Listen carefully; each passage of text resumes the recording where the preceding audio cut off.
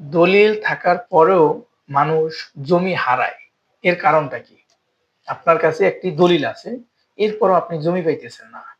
এর মূল কারণ হলো আপনি যেই জমিটা দলিল করেছেন, সেই দলিলের আগের মালিকের মালিকানার তথ্য সঠিক নয়।